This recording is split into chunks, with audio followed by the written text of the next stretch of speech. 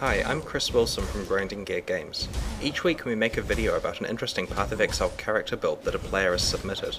This is the 9th video in the series and features a level 73 marauder called Mike Tyson who can one-hit kill monsters by punching them.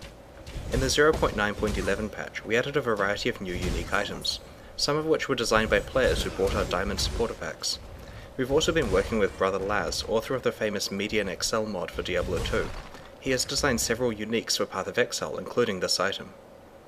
Facebreaker is a pair of gloves that substantially increases the damage the character deals when it is unarmed. With this specific one here, it's a damage multiplier of almost 11 times. This is in addition to other mods such as critical strike damage, stun threshold reduction, and the extra gore effects that it grants. This type of unique item is one that we call a build-defining unique. The goal of designing uniques like this is that when someone finds one, they realize how cool it would be to build an entire character around it. The character we're demonstrating here does a pretty good job of that, possibly too good. The obvious drawback with Facebreaker is that you're not allowed to have a weapon equipped. However, because your physical damage is multiplied by almost 11 times, physical damage mods on items are almost mandatory. These rings and amulets are good examples of rares with additional physical damage and decent other mods. The unique belt, Meganord's Girdle, is excellent for a Facebreaker build because it not only has additional physical damage, but also an additional 10% life bonus along with its other mods. The final unique that this character uses is the Black Gleam Quiver. Its unique property is that it converts half your physical damage to fire damage. The weapon fire damage is important for this build because of passive skill choices that the player has made. The first thing you'll notice about his passive skill tree is that he grabbed all of the weapon elemental damage passives that are available. This required a considerable investment travelling across the tree, but allowed him much flexibility in where he spends the remaining points. Other than Resolute Technique, which makes it impossible to miss attacks or to get critical strikes, there aren't many other aggressive passives that really benefit this build, so quite a lot of the survivability ones can be picked up. The core attack skill being used is Frenzy, which allows you to gain frenzy charges while fighting.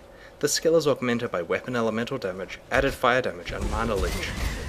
Due to the additional fire damage and existing damage conversion from the unique quiver, stacking on top of the 1000% bonus to unarmed damage, the weapon elemental damage support gem and passive skills scale the damage up to be extremely high.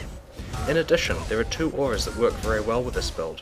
Both Hatred and Anger add substantial elemental damage which is scaled up in a similar way to your weapon damage. Turning these on grants you an additional 40% damage boost at the cost of reserving some of your mana. This player has also chosen to create a totem which casts the Enfeeble Curse on nearby monsters, reducing the damage they deal. This is pretty effective because you don't need to concentrate on aiming the curse while you're fighting. This character is undeniably powerful. Although it was able to pick up a decent amount of survivability, its main defense is the ability to kill monsters in a punch or two. We've tested it in a variety of high-level maps, and as long as it avoids being pinned down by ranged attackers, it's able to clear large groups of enemies very quickly.